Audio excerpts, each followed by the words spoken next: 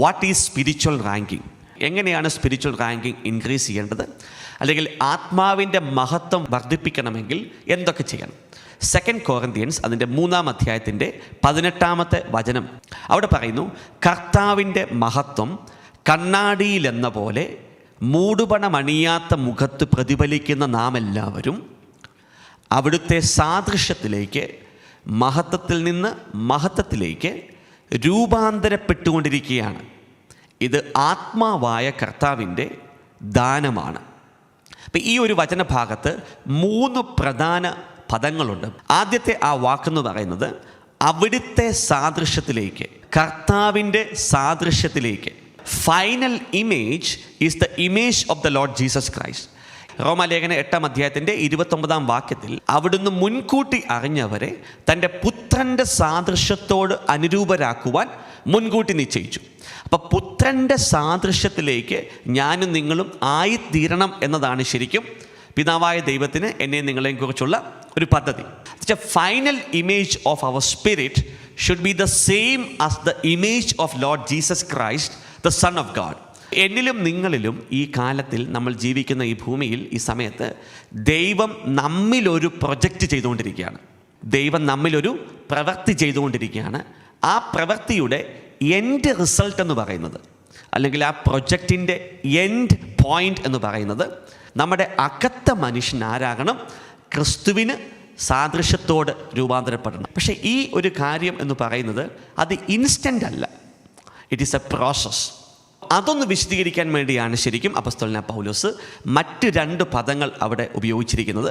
മഹത്വത്തിൽ നിന്ന് മഹത്വത്തിലേക്ക്. അത് ഇംഗ്ലീഷ് ബൈബിളിൽ എഴുതിയിരിക്കുന്നത് from 1 degree of glory to another degree of glory. 1 level of glory to another level of glory. From 1 spiritual rank to another higher spiritual rank. ഇനി 3-ാമത്തെ ആ വാക്ക് അപ്പോസ്തലനായ പൗലോസ് ഉപയോഗിച്ചിരിക്കുന്ന വാക്ക് രൂപാന്തരപ്പെട്ടുകൊണ്ടിരിക്കുകയാണ്. അതിന് ആംപ്ലിഫൈഡ് വേർഷൻ ബൈബിളിൽ എഴുതിയിരിക്കുന്ന വാക്ക് എങ്ങനെയാണ്? Progressively being transformed. കണ്ടിന്യൂസ് പ്രോസസ്സാണ് ശരിക്കും. അപ്പം ഈ 3 പദങ്ങൾ വളരെ ഇമ്പോർട്ടൻ്റ് ആണ്. കാരണം ഇതിനെക്കുറിച്ച് നമ്മൾ അണ്ടർസ്റ്റാൻഡ് ചെയ്യണം. ഒന്ന്, യേശുവിൻ്റെ സാദൃശ്യത്തിലേക്ക് നമ്മുടെ ആത്മാവിൻ്റെ അകത്ത മനുഷ്യൻ്റെ ഫൈനൽ രൂപം, അവസാനം ഈ പ്രൊജക്റ്റ് വർക്ക് കഴിയുമ്പോൾ പിതാവ് ആഗ്രഹിക്കുന്നത് നമ്മുടെ അകത്ത മനുഷ്യൻ യേശുവിൻ്റെ ഇമേജ് ആയി മാറണം. അതെങ്ങനെയാണ്? മഹത്വത്തിൽ നിന്ന് മഹത്വത്തിലേക്ക്. അത് ഇൻസ്റ്റൻറ്റേനിയസ് അല്ല, മറിച്ച് അതൊരു പ്രോസസ്സാണ്. രൂപാന്തരപ്പെട്ടുകൊണ്ടിരിക്കുകയാണ്. Progressively being transformed. ഓക്കെ, ഈ മഹത്വം എന്ന് പറയുന്ന വാക്കിനെക്കുറിച്ച്, അല്ലെങ്കിൽ ഗ്ലോറി എന്ന് പറയുന്ന ആ ഒരു വാക്കിനെക്കുറിച്ച് ഒരു ചെറിയ അണ്ടർസ്റ്റാൻഡിങ് നമുക്ക് ഉണ്ടാകേണ്ടത് വളരെ അത്യാവശ്യമാണ്. ഈ മഹത്വം അല്ലെങ്കിൽ ഗ്ലോറി എന്ന് പറയുന്ന ആ ഇംഗ്ലീഷ് പദത്തിൻ്റെ ഗ്രീക്ക് വാക്കെന്ന് പറയുന്നത് ഡോക്സാൻ എന്നാണ്. DOXAN. ആ വാക്കിൻ്റെ അർത്ഥം എന്ന് പറയുന്നത് external elegance of the internal excellencies. അകത്തെ ആ ഒരു മനുഷ്യൻ്റെ ആ ഒരു ഭാവമുണ്ടല്ലോ, അതിൻ്റെ എക്സ്റ്റേണൽ ഒരു അപ്പിയറൻസ്. ഒരു മനുഷ്യൻ്റെ എസൻസ് എന്താണോ അതിൻ്റെ ഔട്ട്വേർഡ് എക്സ്പ്രഷൻ. പിതാവായ ദൈവത്തിൻ്റെ പെർഫെക്റ്റ് വില്ലാണ് ശരിക്കും ഓരോ മനുഷ്യനും ദൈവത്തിൻ്റെ മഹത്വത്തിലേക്ക് വളരണം എന്നുള്ളത്. Glory has different levels. മഹത്വത്തിന് വ്യത്യസ്ത ലെവലുകളുണ്ട്. ഇനി 3-ാമതായിട്ട് നമ്മൾ മനസ്സിലാക്കേണ്ടത്, മഹത്വം നമ്മിലേക്ക് വരുമ്പോൾ it comes in stages or in seasons. ഒരു സ്റ്റേജ് ഓഫ് ഗ്ലോറി ഉണ്ട്, ഒരു മഹത്വത്തിൻ്റെ തലമുണ്ട്, അതിൽ നിന്ന് മറ്റൊരു തലത്തിലേക്ക്, അവിടെ നിന്ന് മറ്റൊരു തലത്തിലേക്ക്. അതാണ് ശരിക്കും സ്റ്റേജസ് ഇൻ സീസൺസ്, അല്ലെങ്കിൽ അതിന് വ്യത്യസ്ത ലെവലുകളുണ്ട് എന്ന് ഞാൻ പറയാൻ ആഗ്രഹിക്കുന്നു. നമുക്കറിയാം, ഇപ്പം ഒരു ബട്ടർഫ്ലൈ, ഒരു പൂമ്പാറ്റ അല്ലേ, ഒരു ബട്ടർഫ്ലൈ ആകുന്നതിന് മുമ്പ് അതിന് വ്യത്യസ്ത സ്റ്റേജുകളുണ്ട്. ആദ്യം അതൊരു മുട്ടയാണ്. അതിനുശേഷം അതിൻ്റെ സ്റ്റേജ് 2 എന്ന് പറയുന്നത് കാറ്റർപില്ലർ എന്ന് പറയും. ഈ കാറ്റർപില്ലർ എന്ന് പറയുന്ന ആ സ്റ്റേജിൽ തന്നെ അതിന് 2 സ്റ്റേജുകളുണ്ട്. യങ് കാറ്റർപില്ലർ, പിന്നെ ഒരു മച്ചുവേർഡ് കാറ്റർപില്ലർ. ഇനി അടുത്തൊരു സ്റ്റേജ് എന്താണ്? പ്യൂപ്പ എന്ന് നമ്മൾ പറയും. പ്യൂപ്പ എന്ന് പറയുന്ന ആ സ്റ്റേജിൽ തന്നെ അതിന് 3 വ്യത്യസ്ത സ്റ്റേജുകളുണ്ട്. പിന്നെ എമേർജിങ് ബട്ടർഫ്ലൈ എന്ന് പറഞ്ഞാൽ ആ ബട്ടർഫ്ലൈ അഡൾട്ട് ആകുന്നതിന് മുമ്പുള്ളൊരു സ്റ്റേജുണ്ട്. ഫൈനൽ സ്റ്റേജ് എന്ന് പറയുന്നത് ഒരു അഡൾട്ട് ബട്ടർഫ്ലൈ ആയി അത് മാറും. ഒരു ബട്ടർഫ്ലൈക്ക് അത് ബട്ടർഫ്ലൈ ആകുന്നതിന് മുമ്പ്, അത് പറക്കാൻ തുടങ്ങുന്നതിന് മുമ്പ് അതിന് വ്യത്യസ്ത സ്റ്റേജുകൾ. ഇതുപോലെ തന്നെ നമ്മൾക്കും എന്തുണ്ട്, മഹത്വത്തിൻ്റെ ഒരു സ്റ്റേജുണ്ട്, അവിടെ നിന്ന് മറ്റൊരു സ്റ്റേജിലേക്ക്, അവിടെ നിന്ന് മറ്റൊരു സ്റ്റേജിലേക്ക്. അങ്ങനെ യേശുവിൻ്റെ മഹത്വത്തോട് നമ്മൾ തുല്യതപ്പെടണം, അല്ലെങ്കിൽ യേശുവിൻ്റെ മഹത്വത്തോട്, യേശുവിൻ്റെ രൂപത്തോട് അനുരൂപരാകണം എന്നതാണ് ശരിക്കും പിതാവിന് നമ്മളെക്കുറിച്ചുള്ള ആഗ്രഹവും പർപ്പസും. ഇനി മഹത്വത്തെക്കുറിച്ച് നമ്മൾ അറിയേണ്ട മറ്റൊരു കാര്യം എന്ന് പറയുന്നത്, not every one is of the same glory. ദൈവമക്കളിൽ തന്നെ മഹത്വത്തിന് എന്തുണ്ട്, വ്യത്യാസങ്ങളുണ്ട്. Whenever the glory increases it will be reflected in the physical കല. ഇപ്പം നിങ്ങളുടെ മഹത്വം ഇൻക്രീസ് ആകുമ്പോൾ ഓട്ടോമാറ്റിക്കായി അത് പുറത്ത് അതിനൊരു എക്സ്പ്രഷൻ ഉണ്ടാവും. It will be visible to others. ഇപ്പോൾ ഒരു മുട്ട അത് വിരിഞ്ഞ് ഈ പല സ്റ്റേജുകളിലൂടെ ഒരു ബട്ടർഫ്ലൈ ആകുന്നത് പോലെ നിങ്ങളുടെ അകത്തെ മഹത്വം ഒരു തലത്തിൽ നിന്ന് മറ്റൊരു തലത്തിലേക്ക് മാറുമ്പോൾ ആത്മീയ തലങ്ങളിലാണ് ആ മഹത്വം നിങ്ങൾക്ക് റിലീസ് ചെയ്യപ്പെടുന്നതെങ്കിലും അതിന് ഭൗതികമായ ഒരു റിഫ്ലക്ഷൻ ഉണ്ടാകും. നിങ്ങളുടെ അകത്ത് ദൈവിക മഹത്വം നിറയുമ്പോൾ അത് ഒതുക്കി വെക്കാൻ സാധിക്കത്തില്ല. അതുകൊണ്ട് യേശു കർത്താവ് പറഞ്ഞത്, നിങ്ങൾ ലോകത്തിൻ്റെ പ്രകാശമാണ്. അപ്പോൾ അകത്ത് പ്രകാശം നിറയുമ്പോൾ ആ പ്രകാശത്തെ നമുക്ക് ഒതുക്കി വെക്കാൻ സാധിക്കത്തില്ല. മറിച്ച് ആ പ്രകാശം നിങ്ങൾ ആയിരിക്കുന്ന ദേശങ്ങളിലും പട്ടണങ്ങളിലും നിങ്ങൾ ഇടപെടുന്ന വ്യക്തികളിലുമൊക്കെ ആ പ്രകാശം വ്യാപരിക്കും. മഹത്വം എന്ന് പറയുന്ന ആ വാക്കിന് മറ്റൊരു പദം നമുക്ക് ഉപയോഗിക്കാം. അതിനെ ജനറലി ഈ ആത്മീയ ഗോളത്തിൽ ഉപയോഗിക്കുന്ന മറ്റൊരു ടെക്നിക്കൽ ടേമാണ് സ്പിരിച്വൽ റാങ്കിങ്. സ്പിരിച്വൽ റാങ്കിങ്ങിൽ ഒരു വ്യക്തി ഉയരുന്നത് ഓട്ടോമാറ്റിക്കലി അല്ല. ക്രിസ്തീയ ജീവിതത്തിനകത്ത് പലതും ഓട്ടോമാറ്റിക്കായിട്ട് സംഭവിക്കുന്നു എന്ന ഒരു തെറ്റിദ്ധാരണയുണ്ട് പല ദൈവമക്കൾക്കും. സ്പിരിച്വൽ തലത്തിൽ ഓരോ വ്യക്തികളുടെയും ഉയർച്ച സംഭവിക്കുന്നത് ആത്മീയ പ്രിൻസിപ്പിളുകൾ ഫോളോ ചെയ്യുമ്പോഴാണ്. ദൈവം നിശ്ചയിച്ച, ദൈവം ഓർഡൈൻ ചെയ്ത സ്പിരിച്വൽ പ്രിൻസിപ്പിൾസ് ഉണ്ട്. അപ്പോൾ ആ പ്രിൻസിപ്പിൾസിനെ ഒരു വ്യക്തി ഫോളോ ചെയ്യുമ്പോൾ ആത്മീയ തലങ്ങളിൽ മഹത്വത്തിൽ നിന്ന് മഹത്വത്തിലേക്ക്, അല്ലെങ്കിൽ റാങ്കിൽ നിന്ന് മറ്റൊരു റാങ്കിലേക്ക് ആ ദൈവമക്കൾ ഉയർത്തപ്പെടുകയാണ് ചെയ്യുന്നത്. അപ്പോൾ ആരും സ്പിരിച്വൽ റാങ്കിങ്ങിൽ ഓട്ടോമാറ്റിക്കായിട്ട് ഉയർത്തപ്പെടുന്നില്ല. അങ്ങനെ ഉയർത്തപ്പെടുവാൻ കീസ് ഉണ്ട്, അങ്ങനെ ഉയർത്തപ്പെടുവാൻ താക്കോലുകളുണ്ട്, ആത്മീയ താക്കോലുകളുണ്ട്, സ്പിരിച്വൽ പ്രിൻസിപ്പിൾസ് ഉണ്ട്. Every spirit has A spiritual body. എല്ലാ ആത്മാവിനും ഒരു ആത്മീയ ശരീരമുണ്ട്. ഓരോ ആത്മീയ ശരീരത്തിനും വ്യത്യസ്ത മഹത്വങ്ങളാണ്. 1 കൊറിന്ത്യൻസ് അതിൻ്റെ 15-ാം അധ്യായത്തിൻ്റെ വചനഭാഗങ്ങൾ ഉദ്ധരിച്ച് നമ്മൾ കണ്ടു. മത്സ്യങ്ങൾ, പക്ഷികൾ, മനുഷ്യർ എല്ലാത്തിനും വ്യത്യസ്ത ശരീരങ്ങളുള്ളതുപോലെ അപ്പോസ്തലനായ പൗലോസ് പറയാണ്, ഭൗമിക ശരീരങ്ങളുമുണ്ട്, സ്വർഗീയ ശരീരങ്ങളുമുണ്ട്. അതിൻ്റെ മഹത്വത്തിന് വ്യത്യാസമുണ്ട്. സൂര്യൻ്റെ തേജസ് ഒന്ന്, ചന്ദ്രൻ്റെ തേജസ് ഒന്ന്, നക്ഷത്രങ്ങളുടെ മറ്റൊന്ന്. നക്ഷത്രങ്ങൾ തമ്മിലും എന്തുണ്ട്, തേജസ്സുകൾക്ക് വ്യത്യാസമുണ്ട്. അതാണ് ഞാൻ നേരത്തെ പറഞ്ഞ്, ദൈവമക്കളുടെ ഇടയിലായാലും ദൂതന്മാരുടെ ഇടയിലൊക്കെ ആയാലും തേജസ്സുകൾക്ക് വ്യത്യാസമുണ്ട്. അപ്പോൾ ആ തേജസ് എവിടെയാണ്? ശരിക്കും നമ്മുടെ അകത്തെ മനുഷ്യനിലാണ്, അകത്തെ മനുഷ്യൻ്റെ ബോഡിയിലാണ്, സ്പിരിച്വൽ റലത്തിലാണ് ആ മഹത്വം ഇരിക്കുന്നത്. സോ മഹത്വത്തിൻ്റെ കാര്യത്തിൽ എല്ലാ സ്പിരിറ്റുകൾക്കും വ്യത്യാസമുണ്ട്. ഉദാഹരണം പറഞ്ഞാൽ ദൂതന്മാരുടെ ഇടയിലാണെങ്കിലും മഹത്വത്തിന് വ്യത്യാസമുണ്ട്. അതുപോലെ തന്നെ ദൈവമക്കളുടെ ഇടയിലാണെങ്കിലും മഹത്വത്തിന് വ്യത്യാസമുണ്ട്. മഹത്വം ഡിപ്പെൻഡ് ചെയ്യുന്നത് സ്പിരിച്വൽ റാങ്കിങ്ങിനെ അടിസ്ഥാനമാക്കിയാണ്. ഇനി മനസ്സിലാക്കിക്കേ, സ്പിരിച്വൽ റാങ്കിങ് എന്ന് പറഞ്ഞാൽ എന്താണ്? സ്പിരിച്വൽ റാങ്കിങ് എന്ന് പറയുന്നത് ഒരു സ്പിരിച്വൽ ലോ ആണ് ശരിക്കും, ഒരു ആത്മീയ നിയമമാണ് ശരിക്കും. എൻ്റെ ശുശ്രൂഷയിൽ ആദ്യമൊന്നും ഞാൻ ഈ ഒരു വിഷയത്തെക്കുറിച്ച് എനിക്ക് അറിയത്തില്ലായിരുന്നു. പിന്നെ ഡെലിവറൻസിൻ്റെ ശുശ്രൂഷകൾ മുമ്പോട്ട് പോകുന്ന സമയത്താണ് ഈ സ്പിരിച്വൽ റാങ്കിങ്ങിൻ്റെ ഇമ്പോർട്ടൻസിനെ കുറിച്ച് യേശു കർത്താവ് തന്നെ എനിക്കതിൻ്റെ അണ്ടർസ്റ്റാൻഡിങ് തരാനിടയായത്. കാരണം പലപ്പോഴും ഞാൻ ഡെലിവറൻസുകൾ ചെയ്യാൻ നോക്കുമ്പോൾ പല ഡിഫിക്കൽട്ടീസ്, പല ഇഷ്യൂസ്, പല ആക്സസ് ലഭിക്കാത്ത അവസരങ്ങൾ ഉണ്ടായ സമയത്താണ് എന്തുകൊണ്ടാണ് എനിക്ക് ഈ ഒരു മേഖലയ്ക്കകത്ത് ആക്സസ് കിട്ടാത്തത്, അല്ലെങ്കിൽ ചില ദുരാത്മാക്കളെ പുറത്താക്കുമ്പോൾ നമുക്ക് വേണ്ട ചില ആക്സസ് കാർഡുകളുണ്ട്, ചില സ്ക്രോളുകളുണ്ട്, അങ്ങനെ വ്യത്യസ്ത കാര്യങ്ങളുണ്ട്, താക്കോലുകളുണ്ട്. അപ്പം ഇതൊക്കെ ലഭിക്കാൻ എനിക്കറിയില്ലായിരുന്നു. ഇപ്പോഴാണ് ശരിക്കും പരിശുദ്ധാത്മാവ് ഈ ഡെലിവറൻസ് ശുശ്രൂഷയുടെ ചില മർമ്മങ്ങൾക്കകത്ത് പറഞ്ഞു തന്നത്. ഈ സ്പിരിച്വൽ റാങ്കിങ് എന്ന് പറയുന്നത് വളരെ ഇമ്പോർട്ടൻ്റ് ആയിട്ടുള്ളൊരു കാര്യമാണ്. കാരണം ആത്മീയ തലത്തിൽ ദൈവം ഇംപ്ലിമെൻറ്റ് ചെയ്ത ഒരു ദൈവത്തിൻ്റെ സിസ്റ്റമാണ് സ്പിരിച്വൽ റാങ്കിങ്. സ്പിരിച്വൽ റാങ്കിങ് സാത്താൻ്റെ സിസ്റ്റമല്ല, മറിച്ച് സാത്താൻ്റെ രാജ്യവും ആ സ്പിരിച്വൽ റാങ്കിങ് ഫോളോ ചെയ്യാനുള്ള കാര്യം സാത്താൻ ദൈവത്തിൻ്റെ കൂടെ ആയിരുന്നല്ലോ. ദൈവത്തിൻ്റെ ഗവൺമെൻറ്റിൻ്റെ സിസ്റ്റം വളരെ വ്യക്തമായിട്ട് അറിയാവുന്ന ഒരു വ്യക്തിയാണ് സാത്താൻ. അപ്പം ഈ സ്പിരിച്വൽ റാങ്കിങ് എന്ന് പറയുന്നത് ശ്രദ്ധിച്ച് കേട്ടെ, it's a mutually respected law ആണ്. ദൈവത്തിൻ്റെ രാജ്യവും സാത്താൻ്റെ രാജ്യവും പരസ്പരം എഗ്രി ചെയ്ത ഒരു ആത്മീയ നിയമമാണ് സ്പിരിച്വൽ റാങ്കിങ്. നമുക്കതിന് ഒരു എക്സ്പ്ലെയിൻ ചെയ്യാൻ വേണ്ടി ഞാൻ 1-2 വചനഭാഗങ്ങളൊന്ന് എടുത്ത് നിങ്ങളോട് ഒന്ന് സംസാരിക്കാൻ ആഗ്രഹിക്കുന്നു. നമുക്ക് ജൂഡിൻ്റെ പുസ്തകം എടുക്കാം. അതിനകത്ത് ഒറ്റ അധ്യായമേ ഉള്ളൂ. അതിൻ്റെ 9-ാമത്തെ വാക്യം ഒന്ന് ശ്രദ്ധിക്കാം. നമുക്ക് അവിടെ എന്താ ഈ സംഭവിക്കുന്നതെന്ന് ശ്രദ്ധിക്കുമ്പോൾ നമുക്ക് ഈ സ്പിരിച്വൽ റാങ്കിങ് എന്ന് പറയുന്ന ഒരു ആത്മീയ വിഷയം, ഒരു ആത്മീയ മർമ്മം, ഒരു ആത്മീയ നിയമത്തിൻ്റെ ആഴങ്ങൾ മനസ്സിലാകാൻ ഇടയാകും. അത് ജൂഡിൻ്റെ പുസ്തകം 1-ാം അധ്യായത്തിൻ്റെ 9-ാം വാക്യത്തിൽ ഒരു ഇവൻ്റ് സംഭവിക്കുകയാണ്.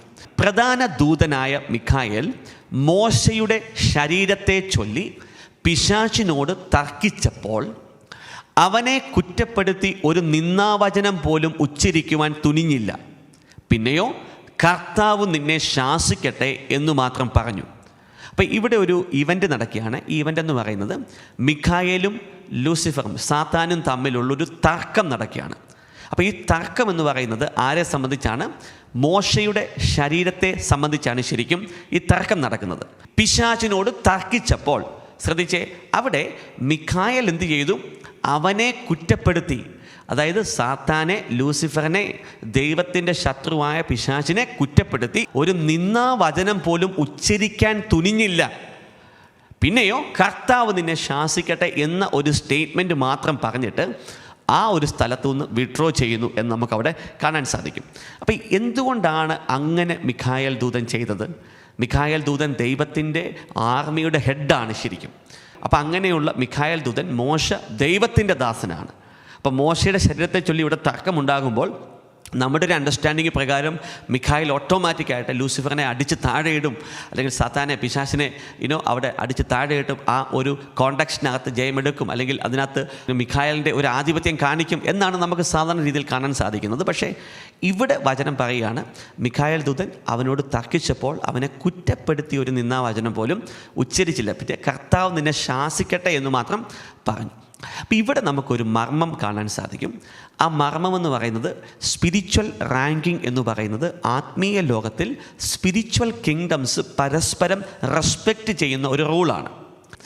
Among the created angelic beings Lucifer was the highest rank. നമുക്കറിയാം, ദൈവം സൃഷ്ടിച്ച ദൈവത്തിൻ്റെ സൃഷ്ടികളിൽ ആദ്യത്തെ ഒരു ഏഞ്ചലിക് ബീയിങ് എന്ന് പറയാം. ഏഞ്ചൽ എന്ന് പറയുന്ന വാക്ക് ശരിയല്ല എങ്കിലും നമ്മൾ വീണദൂതൻ എന്നൊക്കെ സാറിന് എപ്പോഴും പറയുന്നെങ്കിലും അഭിഷേകം ചെയ്യപ്പെട്ട കെരൂബ് എന്നാണ് ശരിക്കും അവനെക്കുറിച്ച് പറയുന്നത്. അത് കെരൂബിൻ്റെ കാറ്റഗറിയിലുള്ള ഒരു ക്രിയേറ്റഡ് ബീയിങ് ആയിരുന്നു ലൂസിഫർ. അപ്പം ലൂസിഫർ വീണതിന് ശേഷം അവനെ വിളിക്കുന്നത് നമ്മൾ പിശാച് അല്ലെങ്കിൽ ഡ്രാഗൺ എന്നൊക്കെ നമ്മൾ അവനെ വിളിക്കാനിടയാകും. അപ്പം അങ്ങനെ ദൈവം സൃഷ്ടിക്കപ്പെട്ട ഏഞ്ചലിക് ബീയിങ്ങിലെ first one was Lucifer. So ഈ ഏഞ്ചലിക് ബീയിങ്സിനകത്ത് he was the highest rank.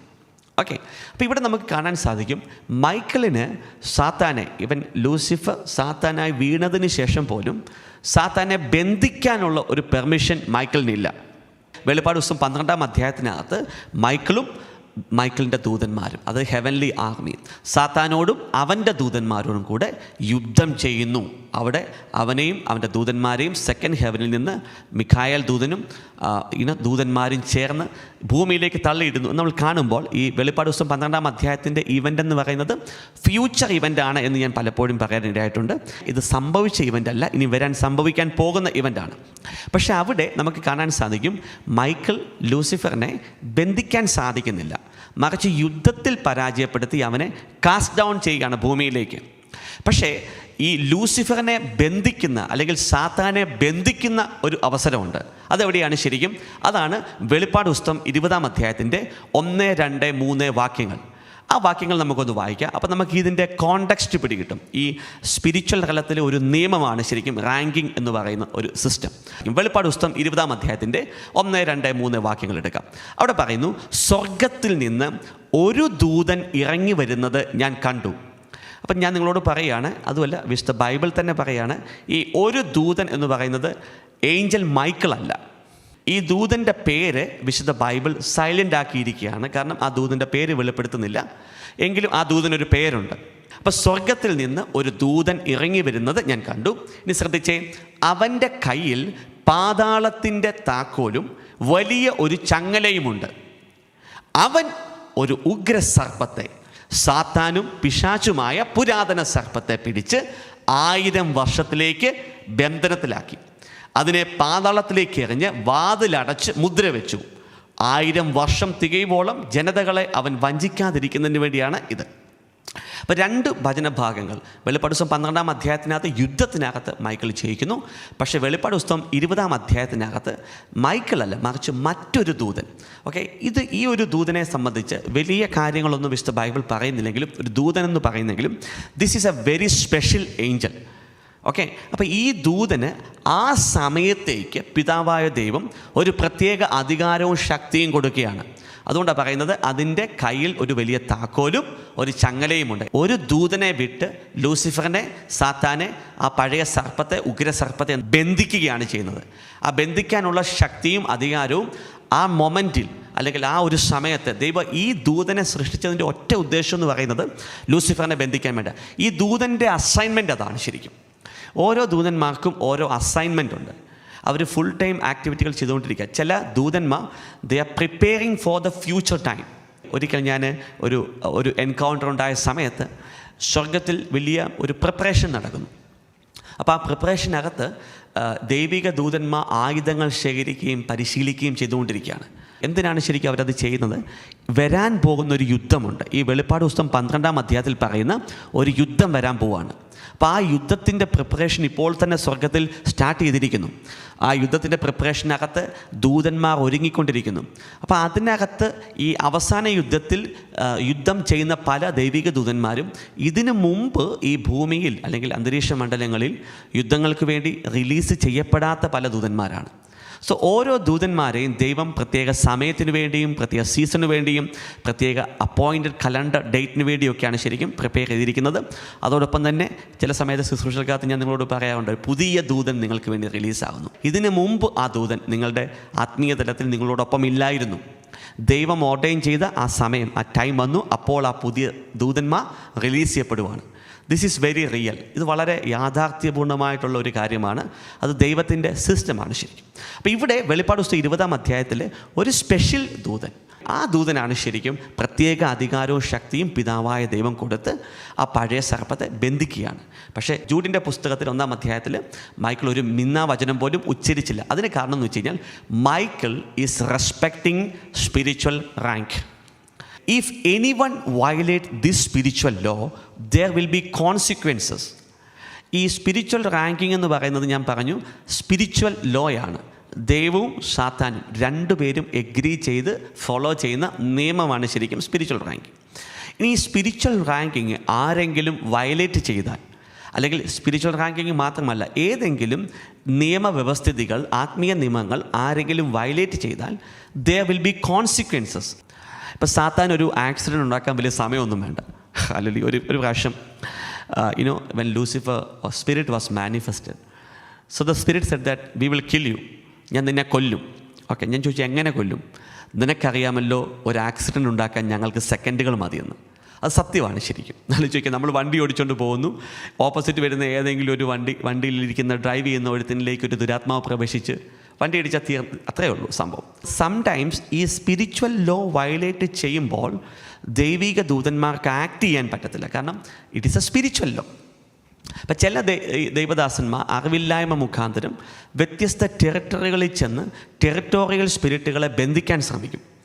അങ്ങനെയാണ് ശരിക്കും അതിൻ്റെ ഒരു തുടക്കം വരുന്നത്. ഈ അപകടങ്ങളുടെയും പല രോഗവിഷയങ്ങളുടെയൊക്കെ തുടക്കം വരുന്നത് ഈ ആത്മീയ യുദ്ധം, അറിവില്ലായ്മ മൂലം ചെയ്തു തുടങ്ങുന്ന ചില പ്രവൃത്തികളാണ്.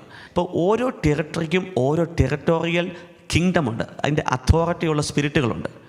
സാത്താൻ്റെ കിങ്ഡത്തെ ദൈവത്തിൻ്റെ കവറിങ് ഇല്ലാതെ, ദൈവിക ശക്തി ഇല്ലാതെ ഒരിക്കലും ഒരു മനുഷ്യൻ്റെ ശക്തി കൊണ്ട് കീഴടക്കാൻ പറ്റത്തില്ല. This are very powerful spiritual kingdom. അപ്പം നമുക്ക് വേണ്ടത് ദൈവത്തിൻ്റെ ശക്തിയാണ്. അത് ദൈവത്തിൻ്റെ പർപ്പസിലാണ് അത് ചെയ്യുന്നത്. അപ്പം ദൈവം പറയാത്ത ഒരു യുദ്ധവും നമ്മൾ ചെയ്യാൻ പാടില്ല. അപ്പം പലരും പോയി പല ദേശങ്ങളിലേക്കൊക്കെ പോകും. ആ ദേശങ്ങളിൽ പോയി അവിടുത്തെ പ്രിൻസിപ്പാലിറ്റിയെ അല്ലെങ്കിൽ ദേശാധിപതിയെ ഒക്കെ ബൈൻഡ് ചെയ്യാൻ നോക്കും. ബൈൻഡ് ചെയ്യാൻ നോക്കുമ്പോൾ ഇവർ ബൈൻഡ് ചെയ്യുന്ന ആർക്കെതിരെയാണ്? ഒരു ഹയർ റാങ്കിലുള്ള സ്പിരിച്വൽ കിങ്ഡത്തെയാണ് അഫക്റ്റ് ചെയ്യാൻ നോക്കുന്നത്, ചേഞ്ച് ചെയ്യാൻ നോക്കുന്നത്.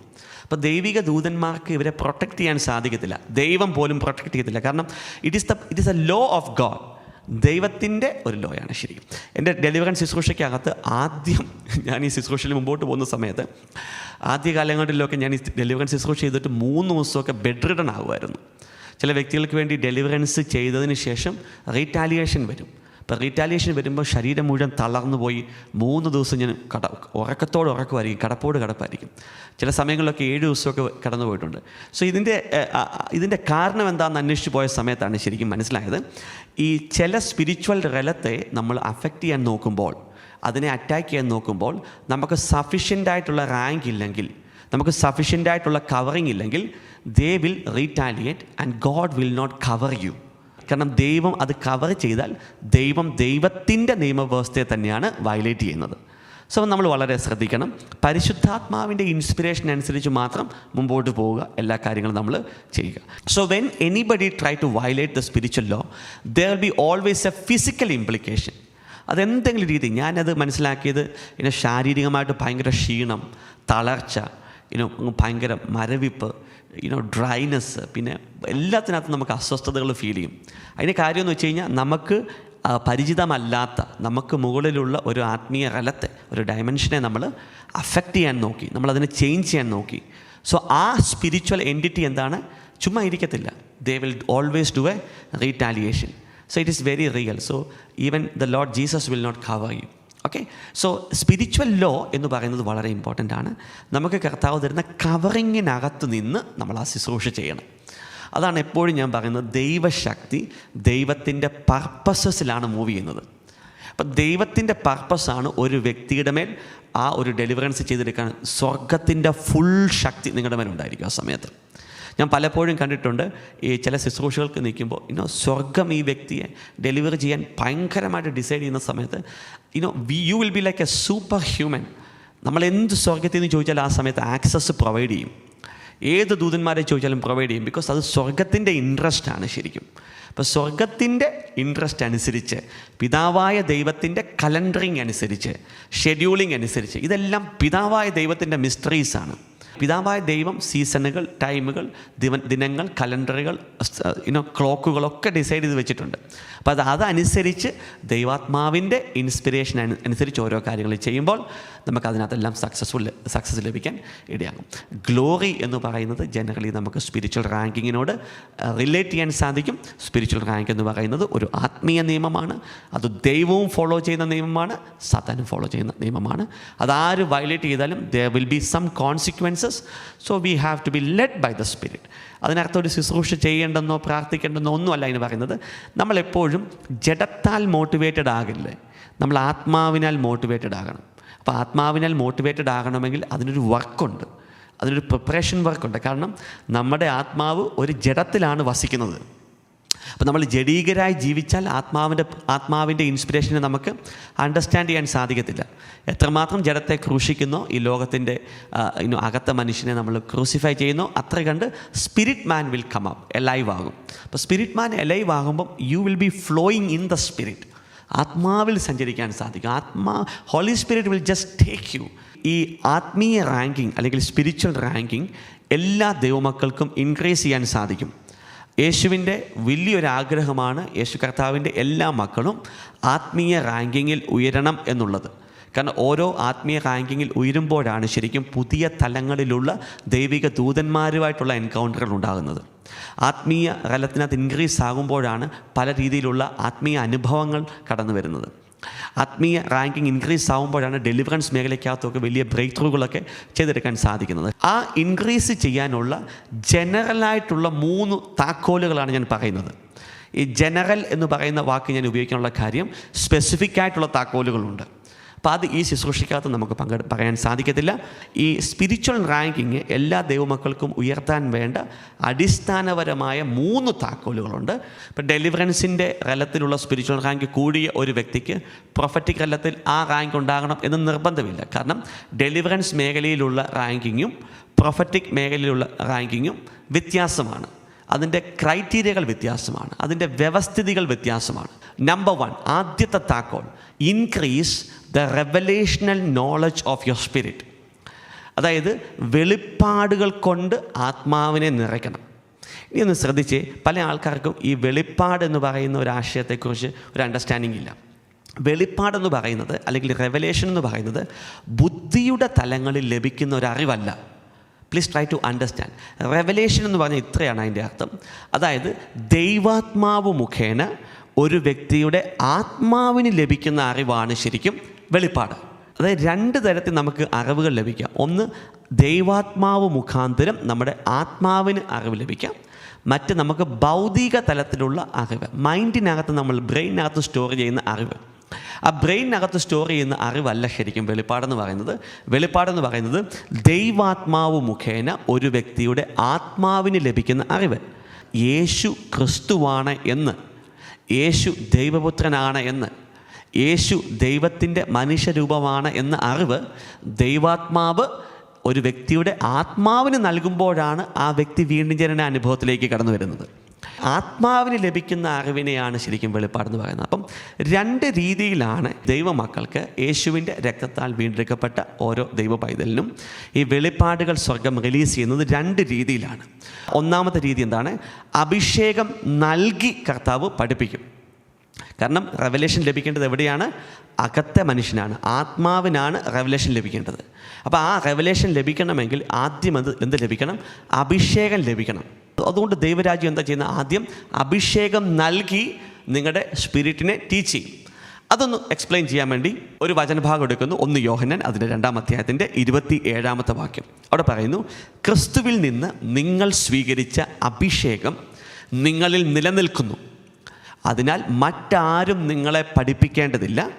അവൻ്റെ അഭിഷേകം എല്ലാ കാര്യങ്ങളെയും കുറിച്ച് നിങ്ങളെ പഠിപ്പിക്കും. അപ്പം അഭിഷേകത്തിന് പഠിപ്പിക്കാനുള്ളൊരു കഴിവുണ്ട്. അതാ ഞാൻ പറഞ്ഞ അഭിഷേകം നൽകി പഠിപ്പിക്കും. So the anointing will speak to you. നിങ്ങളിലേക്ക് ആദ്യം വരുന്ന ഒരു അഭിഷേകം, ദൈവത്തിൻ്റെ പരിശുദ്ധാത്മാവ് ഒരു വ്യക്തിയുടെ ആത്മാവിലേക്ക് കടന്നു വരുമ്പോൾ he also comes with a certain level of anointing. ആ കടന്നു വരുമ്പോൾ തന്നെ അഭിഷേകത്തിൻ്റെ ഒരു തലം കൊണ്ടാണ് ശരിക്കും പരിശുദ്ധാത്മാവ് ഒരു വ്യക്തിയുടെ ആത്മാവിലേക്ക് പ്രവേശിക്കുന്നത്. അപ്പോൾ ആ ഒരു അഭിഷേകം എല്ലാ ദൈവമക്കൾക്കും ഉണ്ട്. പലപ്പോഴും ദൈവദാസന്മാർ ശുശ്രൂഷിക്കുമ്പോൾ പോലും നിങ്ങൾക്ക് പലപ്പോഴും മനസ്സിലാകുന്നതിൻ്റെ കാര്യം ആ അഭിഷേകം ഉള്ളതുകൊണ്ടാണ്. നിങ്ങളിൽ വന്ന ഒരു അഭിഷേകമുണ്ട്, നിങ്ങളിലേക്ക് ചൊരിഞ്ഞ ഒരു അഭിഷേകമുണ്ട്. ആ അഭിഷേകം എല്ലാ കാര്യങ്ങളെക്കുറിച്ച് നിങ്ങളെ പഠിപ്പിക്കും. ഇനി 2-ാമത്തെ രീതി എന്ന് പറയുന്നത് അഭിഷിക്തരിലൂടെ പരിശുദ്ധാത്മാവ് നിങ്ങളെ പഠിപ്പിക്കും. അതിനാധാരമായിട്ട് എഫേസ്യ ലേഖനം 4-ാം അധ്യായത്തിൻ്റെ 11-ാം വാക്യം പറയുന്നു, അവൻ ചിലർക്ക് അപ്പസ്തോലന്മാരും പ്രവാചകന്മാരും സുവിശേഷ പ്രഘോഷകന്മാരും ഇടയന്മാരും പ്രബോധകന്മാരും ആകാൻ വരം നൽകി. അപ്പം അതെല്ലാവർക്കുമല്ല, ചിലർക്ക്, ചില ചോസൺ വൺസ്. അതെ, അതെന്തിനു വേണ്ടി അങ്ങനെ ചെയ്തത്? ഇത് വിശുദ്ധരെ പരിപൂർണരാക്കുന്നതിനും എന്ന് പറഞ്ഞാൽ യേശു കർത്താവിൻ്റെ മക്കളെ എന്താണ്? ദൈവവചനത്തിൻ്റെ വെളിപ്പാടിലൂടെ എന്ത് ചെയ്യണം? പരിപൂർണരാക്കണം, പെർഫെക്റ്റ് ചെയ്യണം. ഇനി 2-ാമത് എന്ത് ചെയ്യണം? ആ ശുശ്രൂഷകരുടെ ഉത്തരവാദിത്തം എന്താണ്? ശുശ്രൂഷയുടെ ജോലി ചെയ്യുന്നതിനും. എന്ന് പറഞ്ഞാൽ യേശുവിൻ്റെ മക്കൾക്ക്, എല്ലാ മക്കൾക്കും എന്തുണ്ട്? ഒരു ശുശ്രൂഷയുണ്ട്. അത് വ്യത്യസ്ത ലെവലിലും വ്യത്യസ്ത അളവുകളിലും സ്വർഗം നിശ്ചയിച്ച അളവിലാണ് ശരിക്കും. അപ്പോൾ ആ ശുശ്രൂഷയ്ക്ക് വേണ്ടി ഓരോ ദൈവമക്കളെ എന്ത് ചെയ്യണം? ഒരുക്കണം. ഇനി 3-ാമത് എന്താണ്? ക്രിസ്തുവിൻ്റെ ശരീരത്തെ പണിതുയർത്തുന്നതിന് വേണ്ടിയാണ്. അപ്പം ഈ 3 കാര്യങ്ങളും ഒരു ദൈവദാസൻ എന്ന് പറയുന്ന ഒരു വ്യക്തിയുടെ ബേസിക് റെസ്പോൺസിബിലിറ്റിയാണ്. അപ്പോൾ ആരെങ്കിലും പറയുവാണെങ്കിൽ ഞാനൊരു ദൈവദാസനാണ്, അല്ലെങ്കിൽ അപ്പസ്തോലനാണ്, പ്രവാചകനാണ്, സുവിശേഷ പ്രഘോഷകനാണ്, ഇടയനാണ്, പ്രബോധകനാണ്, ഈ 5 ഓഫീസുകളാണ് കർത്താവ് സഭയിൽ ഓർഡൈൻ ചെയ്തിരിക്കുന്നത്. അപ്പോൾ ആ ഓഫീസിലേക്ക് ദൈവം റിക്രൂട്ട് ചെയ്ത് ലോകസ്ഥാപനത്തിന് മുമ്പ് തിരഞ്ഞെടുത്ത് ദൈവം ഒരു വ്യക്തിയെ ആ ഓഫീസിലാക്കുമ്പോൾ ആ വ്യക്തിക്ക് ആ ഓഫീസിലിരിക്കുമ്പോൾ ചെയ്യേണ്ട ബേസിക് 3 റെസ്പോൺസിബിലിറ്റീസ് ഉണ്ടെന്നാണ്. വിശുദ്ധരെ പരിപൂർണരാക്കണം, റെവലേഷൻസ് കൊണ്ട് അവരെ നിറയ്ക്കണം. So every servant of God must be a good teacher. അവരെ പരിപൂർണരാക്കുന്നത് എങ്ങനെയാണ്? കറയില്ലാത്ത, കളങ്കമില്ലാത്ത, മാറ്റമില്ലാത്ത സത്യവചനത്തിൻ്റെ മർമ്മങ്ങളും ആഴങ്ങളും ദൈവമക്കളുടെ ആത്മാവിൽ വെളിപ്പെടുത്തിക്കൊണ്ട്, അതത് ചെയ്യുമ്പോൾ ദൈവത്തിൻ്റെ പരിശുദ്ധാത്മാവാണ് ബിഹൈൻഡ് ദ സീനിൽ ആ ആത്മാവിൽ ആ വെളിപ്പാട് കൊടുക്കുന്നു. രണ്ടെന്താണ്? വിശുദ്ധരെ പരിപൂർണരാക്കുക എന്ന് പറയുമ്പോൾ അവരെ ശുശ്രൂഷയുടെ ജോലി ചെയ്യിപ്പിക്കണം. ഓരോ വ്യക്തികൾക്കും ശുശ്രൂഷയുണ്ട്. ഇപ്പോൾ എല്ലാ ദൈവദാസന്മാർക്കും നിങ്ങൾക്കെത്താൻ പറ്റുന്ന ചില വ്യക്തികളിലേക്ക് എത്താൻ പറ്റത്തില്ല. അപ്പം നിങ്ങൾ ശുശ്രൂഷയുടെ ജോലി ചെയ്യുമ്പോൾ നിങ്ങളുടെ കണക്റ്റഡ് ആയിട്ടുള്ള വ്യക്തികൾ അവരെന്താണ്? ഈ റെവലേഷൻസ് അറിയാനിടയാകും. അപ്പം അഭിഷേകം നിങ്ങൾക്ക് നൽകപ്പെട്ടതുകൊണ്ടാണ് അഭിഷിക്തർ സംസാരിക്കുമ്പോൾ നിങ്ങൾക്ക് ആ വെളിപ്പാടുകൾ മനസ്സിലാകാനുള്ളൊരു കാര്യം. ഈ revelations are always carrying light of fire. ഇപ്പോൾ ഒരു സ്പിരിച്വൽ ട്രാൻസാക്ഷൻ, ഇപ്പോൾ സ്പിരിച്വൽ വേൾഡിൽ നിന്ന് എന്ത് ട്രാൻസാക്ഷൻസ് വന്നാലും, ഓക്കെ, ദൈവം എന്ത് ട്രാൻസാക്ട് ചെയ്താലും അതിൻ്റെ രണ്ട് ഫോം എന്ന് പറയുന്നത് either it will B light or fire. ഇപ്പോൾ ഒരു ദർശനമാകട്ടെ, ഒരു സ്വപ്നമാകട്ടെ, ഇതെല്ലാം വ്യത്യസ്ത ഫ്രീക്വൻസികളാണ്. ദൈവം സംസാരിക്കുമ്പോൾ പോലും കടന്നു വരുന്ന ഒരു ഫ്രീക്വൻസിയാണ്. So the light has a frequency. ദൈവം പ്രകാശമാണ്, ദൈവം അഗ്നിയാണ്. അപ്പോൾ ദൈവത്തിൻ്റെ എല്ലാ ട്രാൻസാക്ഷൻസും, അല്ലെങ്കിൽ സ്വർഗരാജ്യം മനുഷ്യനോട് ഇടപെടുമ്പോൾ ഉള്ള എല്ലാ ട്രാൻസാക്ഷൻസിനകത്തും എന്തുണ്ട്? ലൈറ്റുണ്ട്, ഫയറുണ്ട്. ഇത് രണ്ടും ഒരു ബേസിക് കമ്പോണൻ്റ് ആണ് ശരിക്കും. അപ്പോൾ ഒരു റെവലേഷൻ ഒരു വ്യക്തിയിലേക്ക് വരുന്നത് it comes in the form of A light of fire. നമ്മൾ പ്രാർത്ഥിക്കുമ്പോഴൊക്കെ നമുക്കറിയാം ശിരസിലേക്ക് ഒരു അഗ്നി ഇറങ്ങുന്ന അനുഭവം ഉണ്ടായിട്ടുണ്ടല്ലേ? ശരിക്കും ആ അഗ്നി ഇറങ്ങിയതിന് ശേഷം നിങ്ങളുടെ ആത്മാവിൻ്റെ അണ്ടർസ്റ്റാൻഡിങ്ങിൽ ഒരു മാറ്റം ഉറപ്പായിട്ടും വരും. അഗ്നി എന്ന് പറയുമ്പോൾ ചുമ്മാ ഒരു തീ മാത്രമല്ല, ആ അഗ്നിക്കകത്ത് എന്തുണ്ട്? ഒരു വെളിപ്പാടുണ്ട്. ആ അഗ്നിക്കകത്തൊരു സ്വർഗത്തിൻ്റെ ശബ്ദമുണ്ട്. ഹല്ലേലൂയ. ഒരു പ്രകാശം വന്നു നമ്മുടെ സ്പിരിറ്റിലേക്ക്. അത് ഫിസിക്കലായിക്കൊണ്ട് കാണണമെന്ന് നിർബന്ധമില്ല. ഒരു പ്രകാശം വരുമ്പോൾ ഇത് ഫിസിക്കലായിട്ട് നടക്കുന്ന ആക്ടിവിറ്റികളല്ലല്ലോ, ഇത് അദൃശ്യ ആത്മീയ ലോകത്തിൽ, കാണപ്പെടാത്ത ലോകത്ത് സംഭവിക്കുന്ന കാര്യങ്ങളാണ്. നമുക്കൊരു ആത്മീയ മണ്ഡലമുണ്ട്, നമ്മളൊരു ആത്മീയ ബീയിങ് ആണ് ശരിക്കും. അപ്പോൾ എനിക്കൊരു ആത്മീയ മണ്ഡലമുണ്ട്. ആത്മീയ മണ്ഡലത്തിലേക്ക് ഹെവൻ്റെ ട്രാൻസാക്ഷൻസ് വരുന്നത് പ്രകാശമായും അഗ്നിയുമായിട്ടാണ്. അപ്പോൾ ഹെവൻ്റെ വോയിസ്, സ്വർഗത്തിൻ്റെ വോയിസ്, പരിശുദ്ധാത്മാവിൻ്റെ വോയിസ് വരുമ്പോൾ ഈ ഫയർ എന്ന് പറയുന്നത് ലിറ്ററൽ ഒരു ഫയർ മാത്രമല്ല, അതിനകത്തൊരു വോയിസ് ഉണ്ട്, അതിനകത്ത് എന്തോ ഹൈഡ് ചെയ്തിരിപ്പുണ്ട്. ഒരു റെവലേഷൻ പോലും നമ്മുടെ ആത്മീയ തലങ്ങളിലേക്ക് വരുന്നത് it is like a light and fire. Spiritual ranking increase ചെയ്യാനുള്ള ആദ്യത്തെ വഴിയെന്ന് പറയുന്നത് എന്താണ്? Increase the revelational knowledge. Spiritual ranking increase ചെയ്യാനുള്ള രണ്ടാമത്തെ കാര്യം എന്ന് പറയുന്നത് do the assignments of the father. It is very very important. ഒരു യേശു കർത്താവിൻ്റെ വിശ്വാസി ദൈവരാജ്യത്തെ പ്രതി എന്തെങ്കിലും ജോലി ചെയ്യുന്നവനായിരിക്കണം. You have to do some assignment. ഒന്നുകിൽ ഒരു ചർച്ച് തൂക്കാനുള്ള ചൂലും കൊണ്ടായിരിക്കണം നിങ്ങൾ ചർച്ചിൽ പോകുന്നത്, അല്ലെങ്കിൽ ടോയ്ലറ്റ് കഴുകണം, അല്ലെങ്കിൽ കസേര പിടിച്ചിടണം, അല്ലെങ്കിൽ സ്റ്റേജിൻ്റെ ക്രമീകരണം നടത്തണം, sound, light, something you have to do. ചെറിയ കാര്യങ്ങൾ ചെയ്ത് കഴിയുമ്പോഴാണ് കർത്താവ് വലിയ കാര്യങ്ങൾ ഏൽപ്പിക്കുന്നത്. The assignment of the father എന്ന് വെച്ചാൽ ഈ ദൈവത്തിൻ്റെ പിതാവ് മുൻനിശ്ചയിച്ച അസൈൻമെൻറ്റിലോട്ട് വരണമെങ്കിൽ ആദ്യം എന്താണ്? You have to do something small first. ദൈവത്തിൻ്റെ റാങ്കിങ് സിസ്റ്റത്തിൽ വരുമ്പോൾ, ദൈവത്തിൻ്റെ അസൈൻമെൻറ്റിൽ വരുമ്പോൾ ദൈവം, യേശു എല്ലാവരെയും ഒരേപോലെ അല്ല കാണുന്നത്. He always put high value on those people who does the will of the father. അപ്പം ദൈവരാജ്യത്തിൻ്റെ പ്രവർത്തികൾ ചെയ്യുമ്പോൾ ദൈവരാജ്യത്തിൻ്റെ പ്രവർത്തികൾക്ക് വേണ്ടി താഴ്ത്തി സമർപ്പിക്കുന്ന ഒരു വ്യക്തിക്ക് ദൈവരാജ്യം ഒരു വലിയ വാല്യൂ കൽപ്പിക്കും.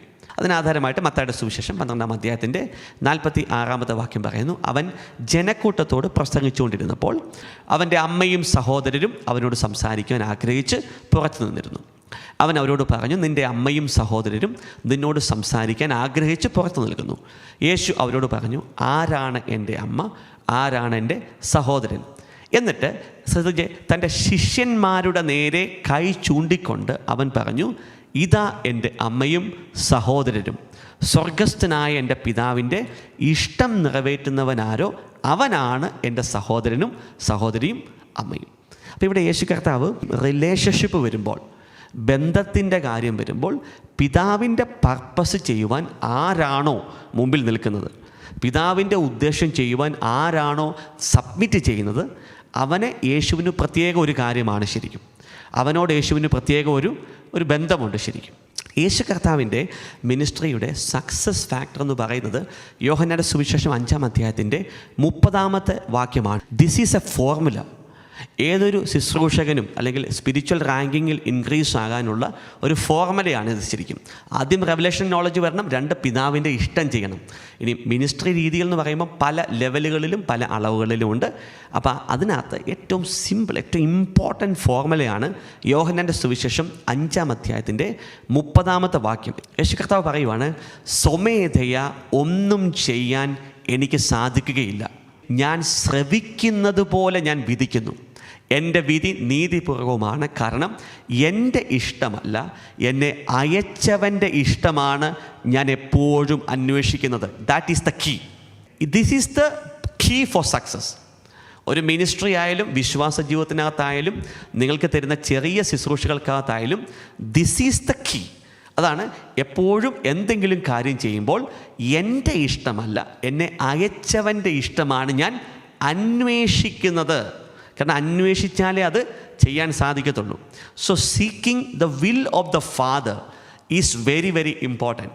ശുശ്രൂഷകരെ സംബന്ധിച്ച് വളരെ ഇമ്പോർട്ടൻ്റ് ആണ്. കാരണം ഏതൊരു ശുശ്രൂഷയും സ്വന്തം ഇഷ്ടത്താൽ ചെയ്യുകയല്ല, മറിച്ച് പിതാവിൻ്റെ ഇഷ്ടം അന്വേഷിച്ച് ആ ഇഷ്ടത്തിനനുസരിച്ച് ഓരോ കാര്യങ്ങൾ ചെയ്യുമ്പോഴാണ് പ്രിയപ്പെട്ട ദൈവമക്കളെ ദൈവിക ശക്തി ആ ഒരു വിഷയത്തിനകത്ത് മാനിഫെസ്റ്റ് ചെയ്യുന്നത്.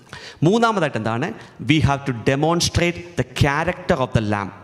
കുഞ്ഞാടിൻ്റെ സ്വഭാവം നമ്മൾ പ്രദർശിപ്പിക്കണം. സങ്കീർത്തനം 45-ാം അധ്യായത്തിൻ്റെ 10-11 വാക്യങ്ങൾ പറയുന്നു, മക്കളെ കേൾക്കുക, ചെവി ചായ്ച്ച് ശ്രദ്ധിക്കുക, നിൻ്റെ ജനത്തെയും പിതൃഭവനത്തെയും മറക്കുക, അപ്പോൾ രാജാവ് നിൻ്റെ സൗന്ദര്യത്തിൽ ആകൃഷ്ടനാകും, അവൻ നിൻ്റെ നാഥനാണ്, അവനെ വണങ്ങുക.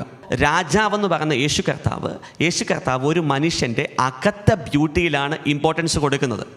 അപ്പോൾ റാങ്കിങ്ങിൽ ഒരു വ്യക്തിക്ക് സ്പിരിച്വൽ റാങ്കിങ്ങിൽ ഇൻക്രീസ് ആകണമെങ്കിൽ വളരെ പ്രധാനപ്പെട്ട ചില ക്യാരക്ടറുകൾ ഇമ്പോർട്ടൻ്റ് ആണ്.